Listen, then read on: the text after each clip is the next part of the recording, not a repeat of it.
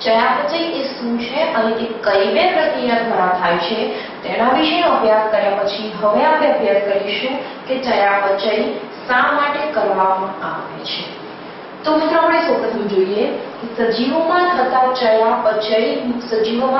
ચયાપચયમાં ઊર્જાના રૂપાંતરણો થાય છે। સજીવોમાં થતા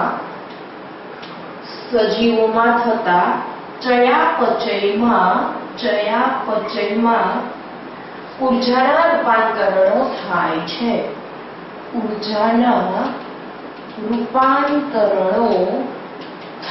છે। હવે મિત્રો આ જે ઊર્જાના રૂપાંતરણો થવાની જે પ્રક્રિયા છે તે એક જટિલ પ્રક્રિયા છે।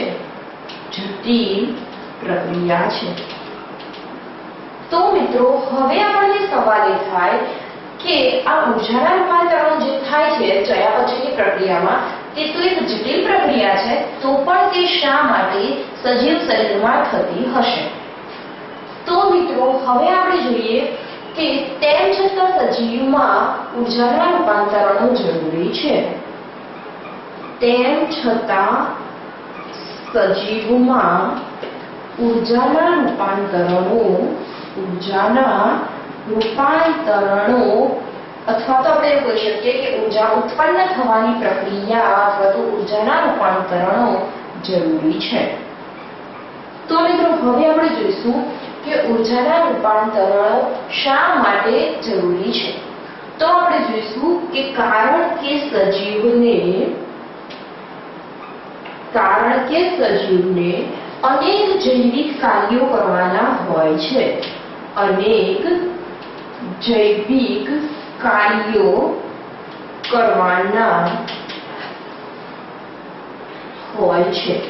હવે મિત્રો સજીવને અનેક જૈવિક કાર્યો કરવાના હોય છે, તો તે જૈવિક કાર્યો માટે સજીવને ઊર્જા જરૂરી છે। તે જૈવિક કાર્યો માટે સજીવને ઊર્જાની જરૂર પડે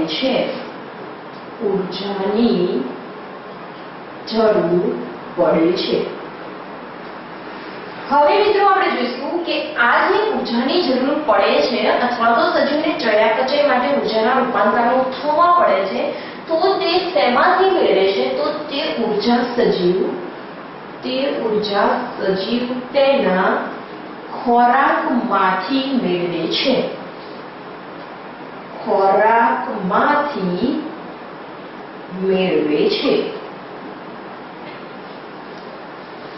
તો હવે મિત્રો હું તમને આખો આ ચયાપચય શા માટે જરૂરી છે તેનો કોન્સેપ્ટ માઇન્ડમાં ક્લિયર કરાવી દઈશ કે સૌપ્રથમ આપણે કીધું કે સજીવોમાં થતા ચયાપચય એ ઊર્જાના રૂપાંતરણો છે અથવા તો તેમાં ઊર્જાના રૂપાંતરણો થાય છે।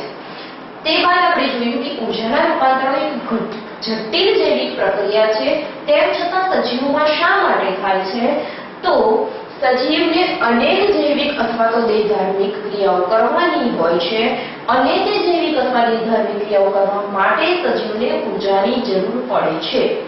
હવે મિત્રો સજીવને જૈવિક અને રાસાયણિક અને દેહધાર્મિક ક્રિયા કરવા માટે ઊર્જાની જરૂર પડે છે, તેના માટે તેના ચયાપચયની પ્રક્રિયા થાય છે કે જેથી ચયાપચયની પ્રક્રિયા દ્વારા ચયાપચયમાં ઊર્જાના રૂપાંતરણો થાય છે અને તેના દ્વારા સજીવ શક્તિ મેળવે છે અને તેના જૈવિક કાર્યો સરળતાથી કરી શકે છે।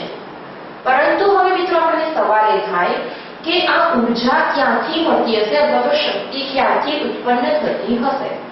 તો મિત્રો દરેક સજીવ જે ખોરાક ગ્રહણ કરે છે તેમાંથી તે શક્તિ મેળવે છે। તો હવે હું સમજાવીશ કે ખોરાક મેળવે છે તેમાંથી શક્તિ કેવી રીતે મળે છે।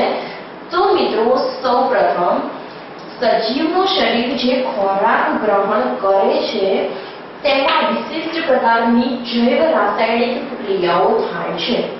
આપણે હવે ચયાપચયમાં જોયું કે ચયાપચયમાં વિશિષ્ટ પ્રકારની અથવા તો દરેક કોષમાં વિશિષ્ટ પ્રકારની જૈવ રાસાયણિક ક્રિયાઓ થતી હોય છે।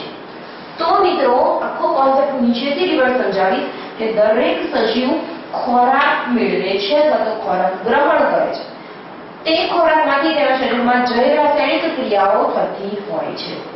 હવે મિત્રો તમને ખબર છે કે દરેક જૈવ રાસાયણિક ક્રિયાઓને સંયુક્ત રીતે આપણે ચયાપચય કહીએ છીએ.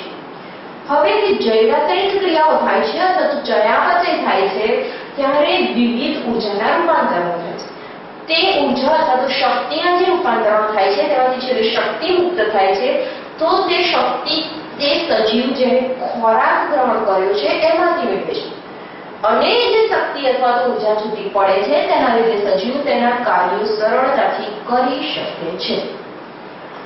તો મિત્રો હવે આપણે આખા કોન્સેપ્ટને એ રીતે સમજી શકીએ કે સજીવ ખોરાક ગ્રહણ કરે છે, તે ખોરાક જૈવ રાસાયણિક ક્રિયાઓમાંથી અથવા તો ચયાપચયની પ્રક્રિયામાંથી પસાર થાય છે અને ચયાપચયની પ્રક્રિયામાંથી પસાર થવાથી તે ખોરાકમાં રહેલી જે ઊર્જા અથવા તો શક્તિ છે તેનું રૂપાંતરણ થાય છે અને તે રૂપાંતરણ દ્વારા જે શક્તિ મુક્ત થાય છે તેનો સજીવ વિવિધ જૈવિક કાર્યો માટે ઉપયોગ કરે છે. તો મિત્રો હવે તમને ખ્યાલ આવી ગયો છે કે સજીવોમાં ચયાપચય શા માટે કરવામાં આવે છે, ચયાપચયની એ કઈ પ્રક્રિયા છે, આ ઉપરાંત ચયાપચય શેના માટે કરવામાં આવે છે અને ચયાપચયમાં જે ક્રિયાઓ થાય છે તેમાં ઊર્જા અથવા તો શક્તિ શેમાં મેળવવામાં આવે છે અથવા તો કઈ શક્તિનું રૂપાંતરણ થાય છે. આપણે મિત્રોએ કીધું કે ચયાપચયમાં ઊર્જાના રૂપાંતરણો થાય છે. તો કઈ ઊર્જાના રૂપાંતરણો થાય છે? તો આપણે ખોરાક દ્વારા જે ઊર્જા પ્રાપ્ત કરી છે તેના ચયાપચયની પ્રક્રિયામાં રૂપાંતરણ થાય છે અને શક્તિ મુક્ત થાય છે અને તેના દ્વારા સજીવ જૈવિક કાર્યો કરી શકે છે. તો મિત્રો હવે તમારા માઇન્ડમાં કોન્સેપ્ટ ક્લિયર હશે કે ચયાપચય શું છે, તે કઈ બે રીતથી થાય છે, આ ઉપરાંત કઈ બે રીતથી થાય છે તે ઉપરાંત તે શેના માટે કરવામાં આવે છે. હવે મિત્રો તમને થોડું વધારે ડિટેલમાં સમજાવીશ કે ચય ક્રિયાઓનું પ્રમાણ વધારે હોય મતલબ કે જૈવ રાસાયણિક ક્રિયા વધારે સારી રીતે થતી હોય, શક્તિ મુક્ત થતી હોય તો તેનાથી સજીવ વૃદ્ધિ પામે છે કારણ કે તે જૈવિક કાર્યો કરી શકે છે. આ ઉપરાંત આપણે આગળ કીધું હતું કે અપચય ક્રિયાઓનું પ્રમાણ વધારે હોય મતલબ કે ત્યાં શક્તિ ઊર્જા મુક્ત થતી નથી પરંતુ વપરાય છે માટે ત્યાં સજીવનું શરીર આગળ વૃદ્ધિ નથી કરી શકતું પરંતુ તે ઘસારો અનુભવે છે. આપણે અપચય પ્રક્રિયામાં કીધું હતું કે જો તેનું પ્રમાણ વધારે હોય છે તો સજીવ શરીર ઘસારો અનુભવે છે. તો મિત્રો હવે તમારા માઇન્ડમાં આખું કોન્સેપ્ટ ક્લિયર હશે. ચયાપચય તે શું છે, તે કઈ બે પ્રક્રિયાઓથી થાય છે, આ ઉપરાંત તે શેમાં કઈ પ્રક્રિયા દ્વારા કરવામાં આવે છે અને શા માટે કરવામાં આવે છે. હવે મિત્રો આગળ તમે જ્યારે સેમેસ્ટરમાં જેમ જેમ ભણતા જશો તેમ ચયાપચયની પ્રક્રિયાઓ અને જૈવ રાસાયણિક પ્રક્રિયાઓ વિશે ડિટેલમાં જ ડાયરેક્ટ અભ્યાસ કરશો. આ તમારો પ્રથમ બેઝ હતો. તમે જ્યારે ચયાપચય પ્રક્રિયા વિશે ડિટેલમાં અભ્યાસ કરતા હોય ત્યારે પહેલા તો એ ખબર હોવું જોઈએ કે ચયાપચય પ્રક્રિયા શું છે, તે કઈ પ્રક્રિયાથી થાય છે, તે શા માટે કરવામાં આવે છે. હવે મિત્રો ચયાપચયની જે પ્રક્રિયા છે તે સરળ નથી, ખૂબ જ જટિલ છે કારણ કે તેમાં ખૂબ જ કોમ્પ્લિકેટેડ જટિલ પ્રક્રિયાઓ થાય છે. તેના દ્વારા ઊર્જાના રૂપાંતરણ શક્ય બને છે. તો મિત્રો આગળ તમે એ જે બધી પ્રક્રિયાઓ ભણશો અથવા ચક્રો ભણશો કે જેના દ્વારા જૈવ રાસાયણિક ક્રિયાઓ થાય છે તો તેના પહેલા તમારા માઇન્ડમાં આ વસ્તુ ક્લિયરલી આવવી જોઈએ. તો હવે મિત્રો આપણે સજીવના શરીરના બીજા લક્ષણ અથવા તો બીજા કાર્ય વિશે અભ્યાસ કરીશું.